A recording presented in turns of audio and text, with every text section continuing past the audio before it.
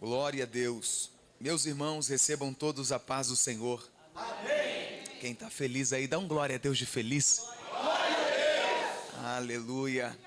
Ruth, capítulo de número 1. Nós vamos começar a leitura no versículo de número 1. E nós vamos ler até o versículo de número 6. Quem encontrou, celebre a Deus dizendo amém. Amém.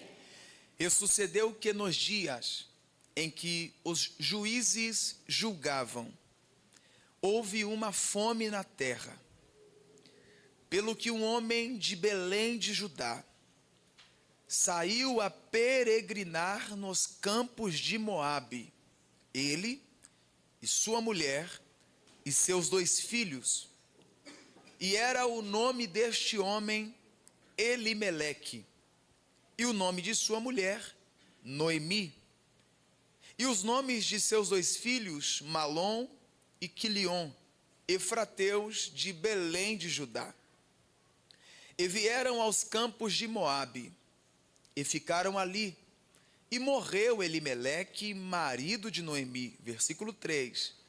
E morreu Elimeleque, marido de Noemi, e ficou ela com os seus 2 filhos, os quais tomaram para si mulheres moabitas, e era o nome de uma Orfa e o nome da outra Ruth, e ficaram ali quase 10 anos, e morreram também ambos, Malom e Quilion, ficando assim esta mulher desamparada dos seus 2 filhos e de seu marido.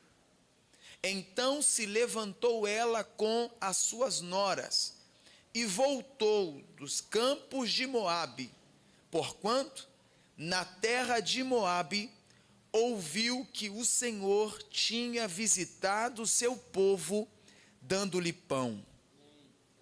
Na terra de Moabe ouviu que o Senhor tinha visitado o seu povo, dando-lhe pão.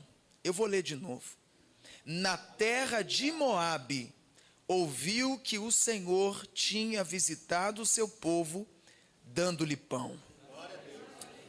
Podeis tomar o assento. Glória a Deus. Aleluia. Glória. Maravilha do céu. Quem está dormindo, diga amém.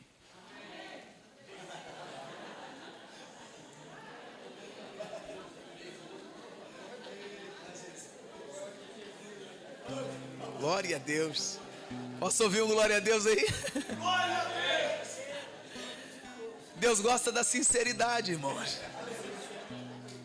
Aleluia. Glória a Deus. Eu estou em casa. Eu estou em casa. Perdão a brincadeira. É só para descontrair. Hoje é a Santa Ceia do Concerto. Eu não sei se hoje vai, ter o... Mas eu tenho uma palavra em meu coração que eu quero compartilhar com você. Eu desejo a totalidade da sua atenção. Nós estamos subordinados a esta Santa Ceia do Concerto. Santa Ceia é um memorial que nós fazemos, renovamos a nossa aliança, nos fortalecemos em Deus. E eu carrego hoje uma mensagem para repartir com os irmãos. Então olhe para cá. Está com quanto tempo? 3 meses? Eita, que bênção. Moisés foi escondido por 3 meses. E não apenas por causa da ameaça de Faraó em matar os meninos, mas o texto diz que Joquebede viu que o menino era formoso e escondeu por 3 meses. E vendo que não podia mais esconder, chegou o tempo de apresentar Moisés. Então 3 meses é um ciclo que se fecha, é um novo ciclo que se abre.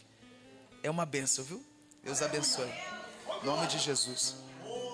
Glória a Deus. Deus vivo. Meus irmãos, a gente olha para a história dos hebreus na Bíblia e a gente fica muito impactado com tudo aquilo que Deus fez com o seu povo, desde quando os tirou da terra do Egito.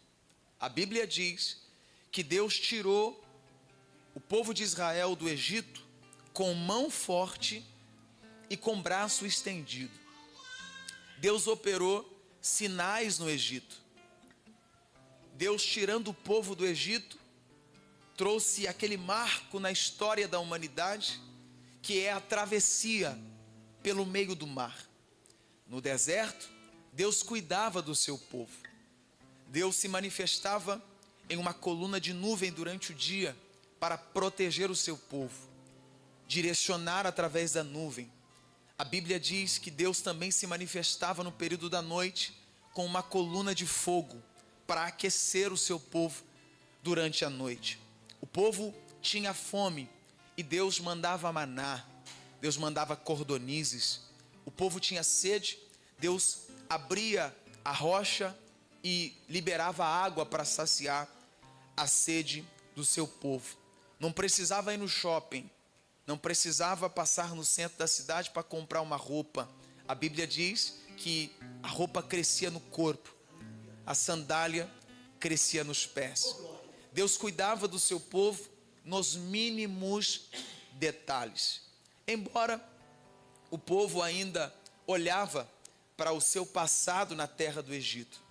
Só que, presbítero Jefferson, o período pior do povo não era no deserto, mas foi depois que alcançaram a terra da promessa, porque se prostituíam na sua fé, adoravam a outros deuses, já não obedeciam mais os princípios, os preceitos, os mandamentos do Senhor, adoravam a outros deuses. Olhe para cá, o período mais preocupante que eu olho para este povo não é no deserto, é depois que a promessa se cumpre. Porque no deserto, por mais que a gente ainda tenta resistir, a gente entende que é Deus que nos sustenta. Aleluia. E depois que se cumpre a promessa, depois que fica tudo mais tranquilo, o povo se esquece de Deus.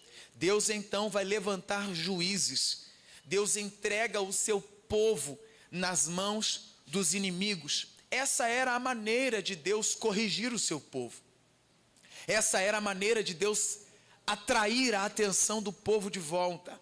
Deus permitia os inimigos avançarem. Se você for ler Juízes capítulo 6, você vai perceber que o texto é claro em falar que o povo de Deus, os hebreus, os filhos de Israel, fizeram o que era mal aos olhos do Senhor, e Deus os entregou nas mãos dos midianitas. Essa era a maneira de Deus corrigir o seu povo.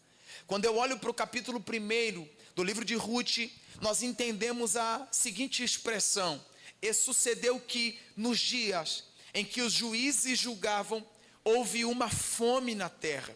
Quando eu olho para essa fome na terra, eu vejo o agir de Deus. Quando eu olho para esta fome na terra, eu vejo o trabalhar de Deus para atrair outra vez a atenção do seu povo. Só que, pastor Paulo, esta fome na terra é em um determinado lugar, é um determinado local. O lugar se chama Belém de Judá. Eu estou em uma igreja bíblica e você já deve saber que o nome Belém de Judá significa casa do pão. Só que olhando para as variações, olhando para as vertentes que essa terra nos indica, é uma casa que tem comida, é uma casa que sustenta, é uma casa que tem provisão, é a casa do pão. Só que olhando para o cenário do capítulo 1, a gente percebe que nesta terra que tem por nome casa do pão, ela está sofrendo uma crise. Não tem pão, não tem alimento, não tem provisão. A terra está improdutiva, está plantando, está regando a semente, mas não há crescimento, não há produtividade. A terra está seca, a terra tem fome. E olhe para cá, olhando para este cenário e enxergando que a terra tem por nome casa do pão, quando alguém está lá necessitado de um alimento, necessitado de uma provisão, necessitado de um sustento, quando vai procurar, não encontra um sustento, não encontra um pão, não encontra uma provisão. Isso aqui mexe muito comigo, particularmente, vai mexer com quem está no altar também, porque essa é a nossa vida, esse é o nosso cotidiano, essa é a nossa chamada. Quando olham para nós, enxergam-nos como Belém de Judá. Quando olham para nós, nos enxergam como uma terra que tem pão para alimentar, que tem sustento para sustentar. Quando olham para nós, enxergam que tem um alimento. Por quê? Porque nós temos nome de casa do pão, nós temos identidade para sustentar alguém faminto. Só que a realidade dos nossos dias não tem sido essa. A realidade dos nossos dias é semelhante ao cenário do capítulo 1. É muita gente que nós vemos que tem um nome de casa do pão, mas quando alguém está faminto, necessitado e vai buscar um alimento, Michel, não encontra pão. Porque o que mais vemos nos dias de hoje são pessoas vivendo de personagem. O que nós mais vemos nos dias de hoje são pessoas vivendo apenas de parecer, mas não é de fato. Apenas ter nome, mas não ter conteúdo. Apenas ter aparência, mas não ter a verdade que nos sustenta. Isso aqui me confronta, isso aqui mexe comigo, porque algumas pessoas olham para mim como ministro do evangelho e olham dizendo: ele tem pão, ele tem sustento, ele tem uma palavra, e realmente eu não preciso, eu não posso, melhor dizendo, eu não posso apenas ter o nome que tenho, eu preciso ter o pão para alimentar. Aleluia. Olhe para cá, nós somos igreja do Senhor, nós temos uma identidade perante Deus. Nós, como igreja do Senhor, nós temos um alimento que este mundo precisa. Na noite de ontem, pastor Amaral, eu pregava sobre sede de Deus. Nesta manhã eu quero pregar sobre fome de Deus. É isso, o Senhor me compreende? Este mundo tem fome de Deus, e é só nós como igreja que temos um alimento que este mundo precisa. E é só nós como igreja que temos o pão para saciar a fome deste povo aí no mundo. As pessoas precisam entrar aqui na igreja, e não é só o pastor Paulo que tem que ter pão para alimentar, não é só os obreiros do altar que tem que ter pão para alimentar. O pão precisa ser servido lá na porta, o pão precisa ser servido aí no banco do lado de quem acabou de chegar. Mas pastor, então como que eu vou alimentar? Cumprimentando com um sorriso do biscoito traquinas, abraçando com um abraço caloroso do Espírito Santo. Jesus está nos despertando aqui nessa manhã. Eu quero fazer você produzir alimento para quem tem fome.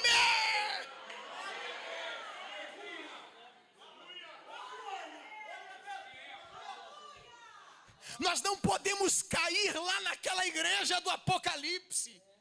E que igreja, pastor? Aquela igreja que tem nome de que vive?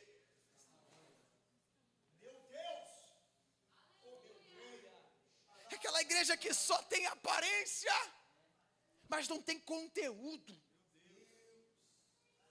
não tem a essência. Olhe para cá. Existe uma fome na terra, existe uma crise instalada na terra, e por causa dessa crise, por causa da falta de produtividade, o texto é claro em falar que um homem desta terra, um homem da terra de Belém de Judá, o nome dele é Elimeleque. Elimeleque, ele vai decidir uma decisão. E que decisão que ele decide? Ele decide sair de Belém.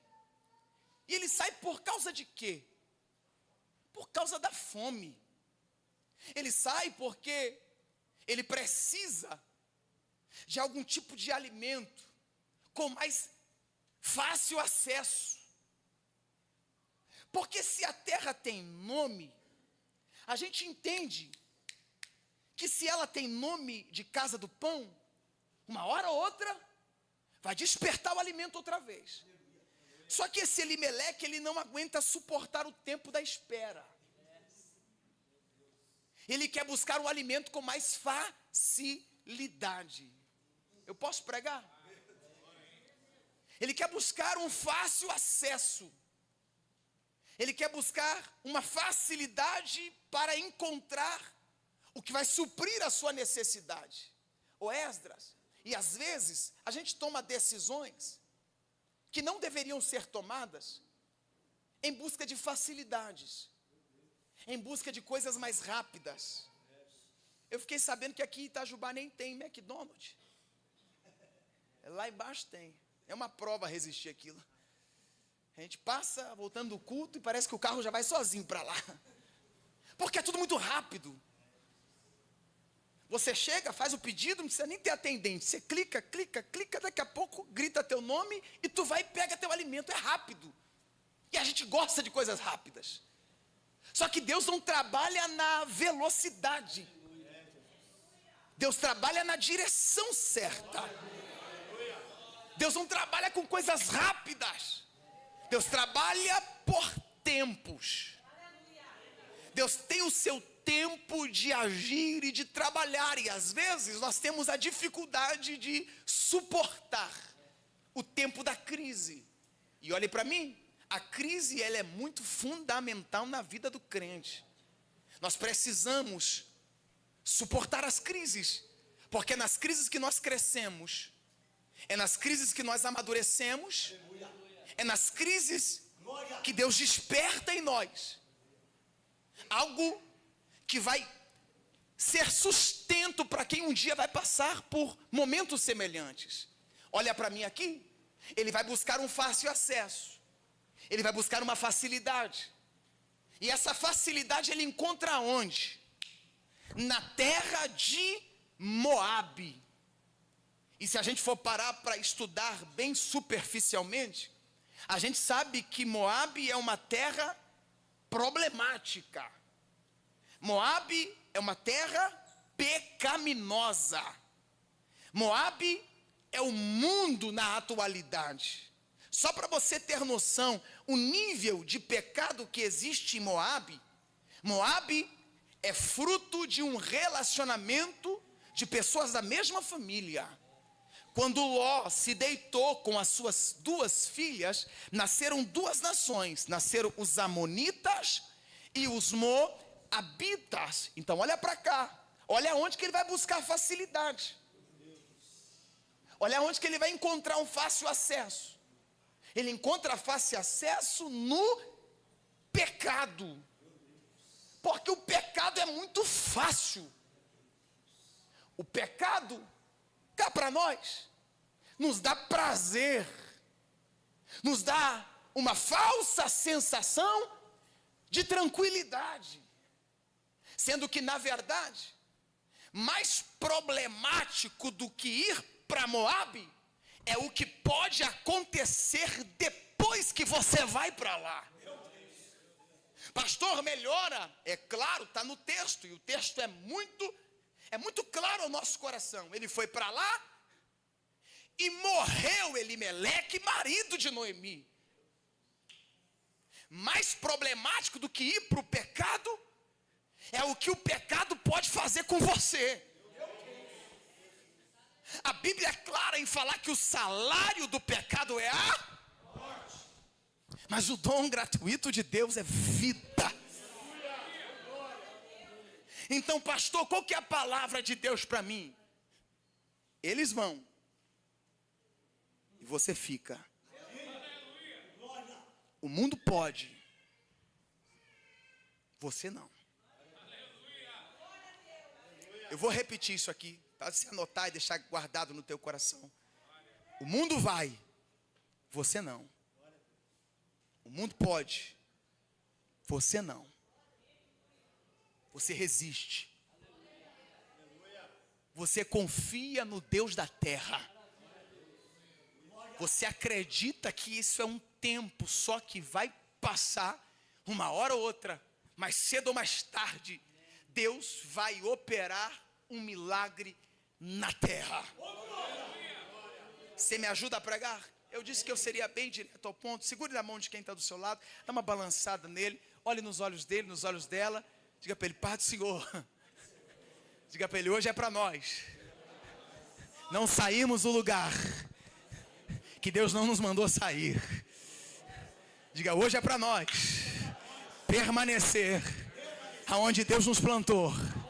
Diga para ele: por mais que não tenha facilidade, por mais que não produza o que nós queremos, nós estamos debaixo da palavra. E por mais que não tenha alimento na terra, a palavra de Deus nos sustenta nessa terra. A palavra de Deus nos segura nessa terra. Levante a tua mão nessa manhã de santa ceia, de concerto. Deus vai renovar a tua alma, renovar o teu espírito, renovar o teu corpo, para tu sustentar, para tu suportar, para tu resistir os dias que a crise bater na tua porta. Satanás olhou e disse: nessa crise ele vai colocar carroça na frente dos bois. Satanás disse: nessa crise ele vai sair da igreja. Mas Satanás perdeu, porque estamos no altar. Fomos chamados para o altar. Nós somos a casa do pão.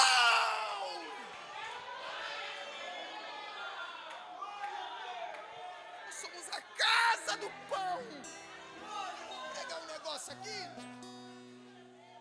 Eu estou com a Bíblia do Michel. Eu vou pregar um negócio aqui. Eu quero lhe fazer uma pergunta. Não precisa responder não, mas é só para você pensar. Quem que ele perguntou para sair de Belém? Esqueci seu nome. Não esqueço mais, né? Ora aí para Deus mandar fogo. Elias. Com quem que ele se aconselhou? O sábio Salomão, com a sua vasta sabedoria, deixou algo registrado que eu procuro aplicar diariamente na minha vida. O sábio Salomão, ele disse assim: que na multidão dos conselhos, a sabedoria. Isso aqui mexe no nosso ego. Principalmente nós que somos homens. Principalmente nós que somos ministros. Porque a gente é muito bem resolvido, né? A gente não age pela emoção. A gente age pela razão. A gente calcula. A gente arquiteta antes de tomar decisões. Só que existem caminhos que nós não vamos conseguir enxergar. E é Deus que não nos permite enxergar. Por quê? Porque Ele quer quebrar o nosso ego e nos fazer entender que a gente não sabe de tudo. E a gente tem que se aconselhar com quem enxerga aquilo que a gente não consegue ver. É por isso que Deus estabelece pastor. Crede no Senhor vosso Deus e estarás seguro. Crede nos teus profetas e... Às vezes a gente quer tomar caminhos que outros estão tomando. A gente quer pegar direções que outros estão se direcionando. Mas não é porque todo mundo faz que você vai ter que fazer. Já dizia minha mãe: você não é todo mundo. A Bíblia fala no livro do Gênesis, capítulo 26, que Isaac vai tentar tomar uma direção quando sofre uma crise na terra. Está vendo a crise? A gente não gosta da crise, a gente quer fugir dela. Isaac vai tentar tomar uma direção quando vê uma fome instalada na terra e ele quer ir para o Egito. Por quê? No Egito é tranquilo, no Egito tem fartura, no Egito tem alimento à vontade. Então, quando ele vira o pé para direcionar para o Egito, Deus grita no ouvido de Isaac. Eu acredito muito que Deus grita, sabe? Isso é meu, tá? Desculpa a heresia, mas eu acredito que Deus grita com a gente. Deus dá um grito em Isaac: Isaac! Não o que, Deus? Não desças ao Egito. E a pergunta é, por que ele está querendo ir para lá? Porque se você olhar o histórico familiar de Isaac, Abraão, quando passou por uma fome na terra, foi para o Egito e trouxe uma pedra no sapato, que até hoje dá problema. A guerra lá nas Palestinas é por causa de Abraão, que foi para o Egito sem tomar conselho de ninguém. Trouxe Agar, teve um relacionamento extraconjugal, nasceu Ismael, que dá problema até hoje. Isaac tem histórico familiar. Já que meu pai foi, eu vou também, né? Só que o propósito de Deus na vida de Isaac era diferente de Abraão. Quando ele vai mover o pé para lá, Deus grita não. E a gente precisa aceitar o não de Deus. E a gente precisa entender que o não de Deus é um sim para nós. A gente precisa entender que o não de Deus nos protege, nos guarda, nos blinda, nos isenta de passar problemas que as pessoas da nossa família passaram. Olha para mim aqui. Deus grita, não desças ao Egito. Olha o que Deus vai falar para Isaac: mora nesta terra, porque eu serei contigo. São duas mensagens que Deus deixa para Isaac aqui. A primeira, não desças ao Egito, mora nesta terra. Primeira mensagem, posicionamento. Mora na terra, fica, está doendo, mas permanece. Está chorando, mas permanece. Abriu a ferida, mas aguenta firme, porque sou Deus que faço a ferida e curo ela. Segunda mensagem, porque eu serei contigo. Quando Deus é com a gente, é garantido a vitória. Quando Deus é conosco, é Deus selando já a vitória mesmo antes de entrarmos em guerra. Quando Deus é com a gente, a vitória é plena. Escuta. Então são duas mensagens que Deus deixa para Isaac. A primeira, não desças ao Egito, permaneça na terra. Segunda mensagem, eu vou te garantir aqui. Só que Deus não vai inverter os princípios. Deus não garante para depois você se posicionar. É você se posicionando e Deus garantindo. É você com os pés firmes e Deus lhe respondendo ali. Oh glória, olha para cá. Deus não divide a glória dele com ninguém, irmão. Eu vou repetir isso aqui. Deus não divide a glória dele com ninguém. Deus tem prazer em sustentar os seus na crise, para que quando alguém for lhe questionar, dizendo quem que foi que lhe ajudou, que lhe fez o empréstimo, quem que foi que trouxe a cesta básica, quem que foi que lhe estendeu a mão, tu vai responder: meu filho, eu vivi uma experiência que eu não imaginava viver. Eu acreditei que ia vir de A, eu apostei que ia vir de B, mas eu elevei os meus olhos para o monte e o meu socorro veio de lá. Foi Deus que fez, foi Deus que honrou. Levante a tua mão, se prepare para 2026. Após a tua firmeza, teu posicionamento, você testemunhar milagres, você testemunhar provisão, você testemunhar porta. Levante a tua mão aqui. Eu queria 5 para pegar. 2026 será o ano de portas abertas para quem se posiciona.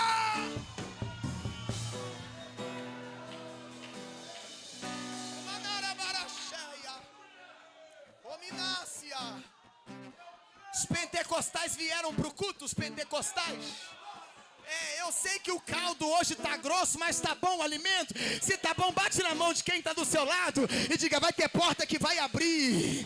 Vai ter porta que vai abrir, que você nem imagina o tamanho que Deus preparou. 2026, quando tu passar, tu vai dizer: valeu a pena suportar a crise, valeu a pena aguentar 2000. Ai, meu Deus.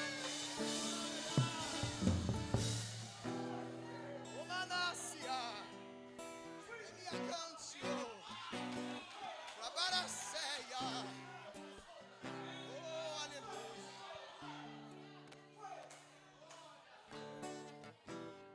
Tem gente que tá aqui, que tá cortando um dobrado, né? Tá resistindo, e se pudesse apagar 2025 da história, tu apagava. Mas Deus manda dizer, não apaga não. Eu estava presente em cada dia, hora, minuto deste ano. Teve dias que você ia parar, ia cair, ia desistir, mas eu fui o teu sustento. Naquela madrugada que tu acordou, estava lá. Naquele dia que tu tentou ligar para um, para outro, ninguém atendeu o telefone, eu estava lá. Eu te trouxe até aqui. Deus está falando, tem endereço. Eu te trouxe até aqui.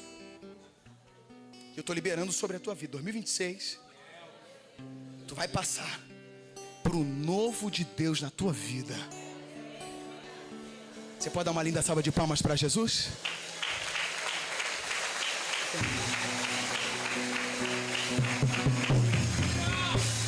Resistência. Elimeleque, infelizmente, morre lá. Elimeleque, infelizmente, não consegue escapar com vida de lá. Vai acontecer algo com a decisão de Elimeleque, que eu queria muito a sua atenção aqui. O que vai acontecer lá? Elimeleque não vai sozinho. Elimeleque leva a sua família. Eu já estou terminando. Ele leva a sua família para lá. E além de Elimeleque que morre, Michel,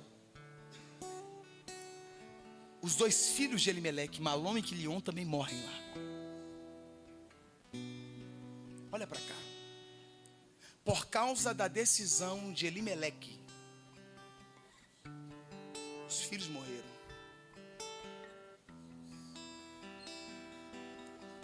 Eu estou em casa, né?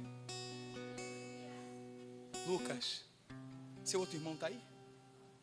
Cadê? Está lá na mídia, né? Honra seu pai. Abraça, apoia seu pai. Sabe por quê? Eu queria ter um pai que vocês têm. Mas o meu pai foi semelhante a Elimeleque. Só que a misericórdia de Deus foi tão grande que me alcançou lá.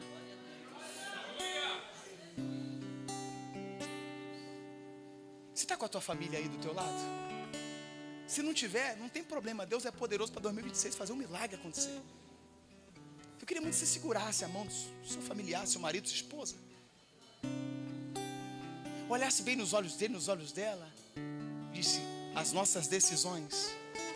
Diga, as nossas decisões precisam ser pautadas em Deus. Diga, porque a decisão que você toma.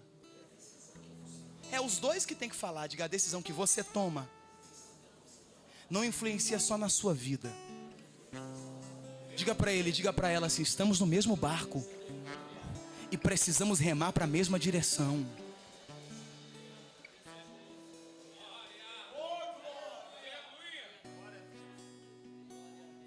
É por isso que precisamos ter concordância na nossa família. A gente não tem noção o quanto as nossas decisões influenciam. Você não tem noção o quanto as nossas decisões podem levantar alguém, ao mesmo tempo podem também derrubar alguém. Lembra quando Pedro vai tomar aquela decisão após Jesus morrer? Eu vou voltar a pescar peixe. Aí os discípulos que eram influenciados por Pedro vão dizer, nós vamos também. Vão voltar à vida antiga, olha para cá, vão voltar à estaca zero. A madrugada inteira tentando pescar peixe e não pegam nada. Jesus, ressurreto, vai aparecer lá na praia de novo. E vai fazer uma pergunta para os discípulos que estão longe do propósito. Filhinhos, tendes alguma coisa para comer? Não tenho não. Então lança a rede do lado direito. Quando lança a rede do lado direito, eles colhem 153 grandes peixes. Olha para mim aqui. Uma colheita de 153 grandes peixes. Puxam para dentro do barco. Pastor Alain, João dá um abraço em Pedro. Diz: Pedrão, é ele.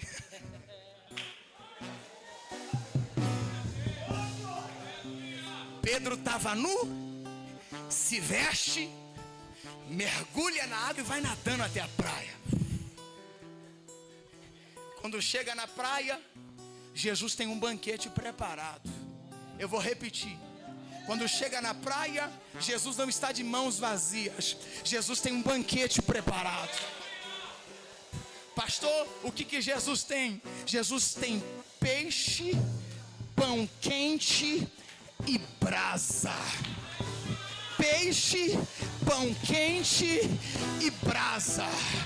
O que Jesus quer mostrar para Pedro ali? Jesus quer mostrar que Pedro é peixe. Peixe representa a alma. Peixe representa o ser humano. O ser humano é dotado de falhas.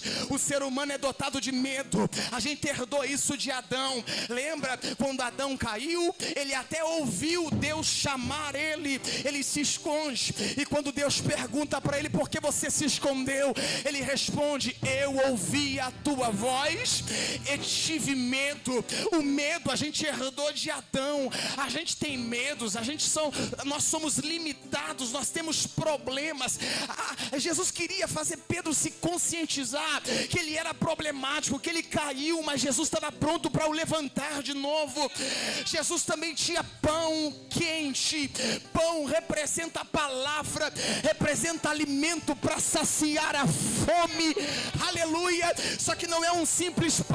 O texto diz que é um pão quente, é uma palavra revelada para aquele tempo.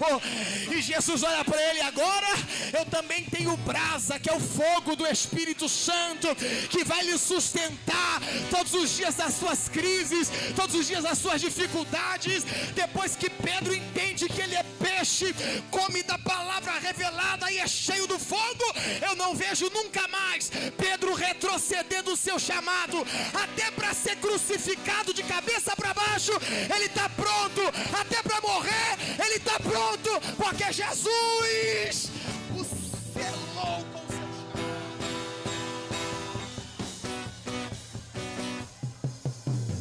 Eu estou terminando. Jesus foi atrás de Pedro e Pedro tinha tomado a decisão errada, sim ou não? Jesus foi atrás de Pedro e Pedro tinha caído, sim ou não? Elimeleque não teve a oportunidade. Por quê? Porque morreu. Então olha para mim, aproveita que tu está vivo. Aleluia. Aproveita que tu vem pelo menos no domingo na igreja. Aproveita que pelo menos tu ora antes de comer, pelo menos isso. Aproveita que tu está respirando.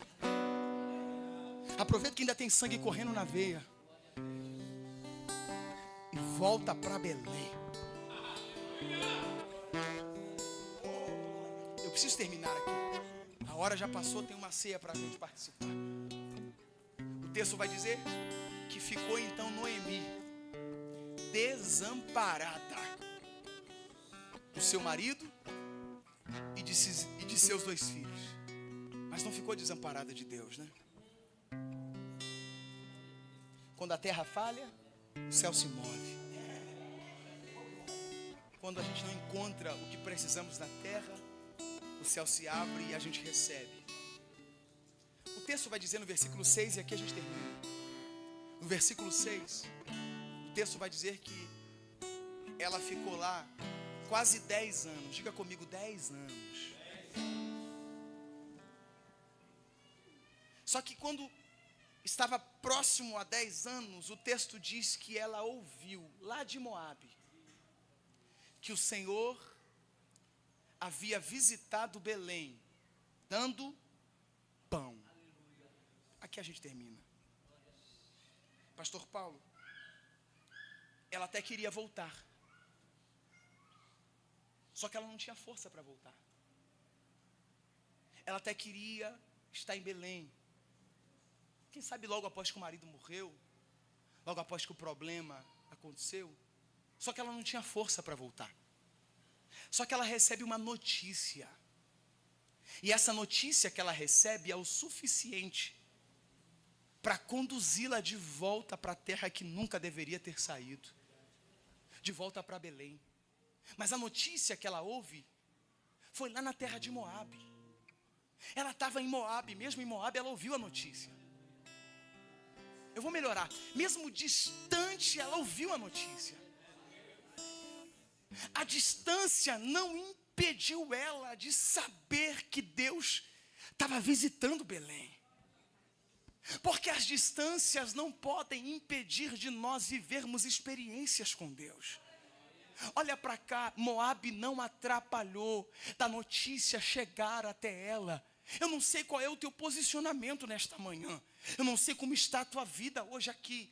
Mas uma mensagem que eu quero lhe entregar, ou melhor, a notícia que eu venho trazer a você é: Belém tem pão outra vez. Belém tem pão para te sustentar. Belém voltou a produzir aquilo que estava em crise. A crise acabou e a glória desta última casa está sendo maior do que a da primeira. Deixa eu lhe dar uma notícia: o pão que fabricava antes não se compara ao pão que está fabricando agora. Parece que o pão que está fabricando agora tem mais substância, tem mais graça, tem mais autoridade. Eu não sei se você está entendendo isso aqui, mas olhe para cá, há uma restituição acontecendo, há uma regeneração acontecendo.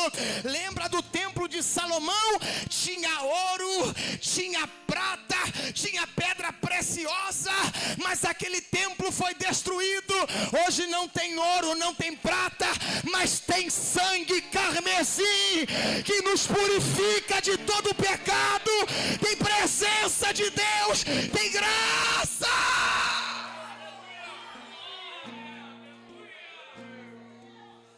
Ponta do meu nariz aqui, a segunda é melhor que a primeira. A segunda é melhor que a primeira. Tem empresários aqui na igreja? A segunda é melhor que a primeira. Lembra a empresa que quebrou? Aí tu foi abrir de novo.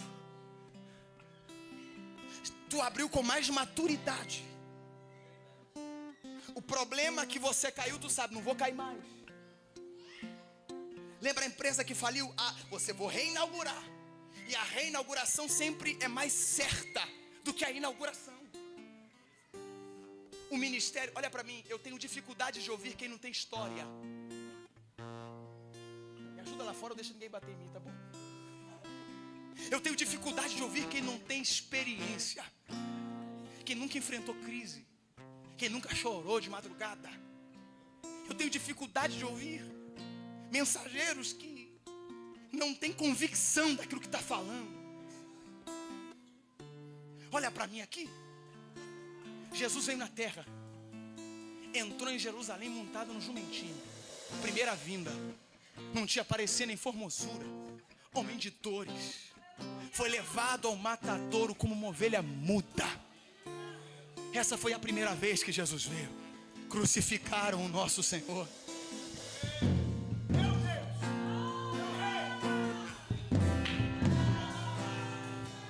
Ele morre na sexta-feira. Passa a noite da sexta. Passa o dia inteiro do sábado.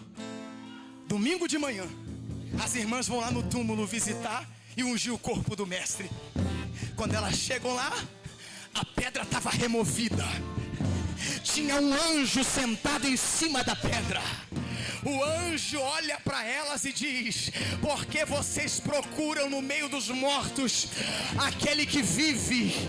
Ele não está mais aqui. Ele já ressuscitou. Aleluia.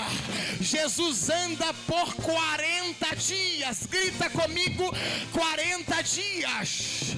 Jesus anda por 40 dias, dando instruções daquilo que iriam acontecer. Quando termina os 40 dias, presbítero Jefferson, Jesus vai sendo assunto aos céus. Os discípulos olhando ansiosamente, desesperadamente, descem anjos e começam a falar: varões galileus, porque eles estão atemorizados? Do mesmo jeito que os viste subir, ele voltará. Aleluia! Jesus veio a primeira vez, veio numa manjedoura, lugar humilde, mas na segunda vez vai vir no Monte das Oliveiras, montado num cavalo branco. Na coxa vai estar escrito Rei dos Reis, Senhor dos Senhores. Você não está entendendo nada, mas os olhos são como chama de fogo, o cabelo branco como a lã, os pés como latão reluzente. Poder e autoridade, poder e autoridade.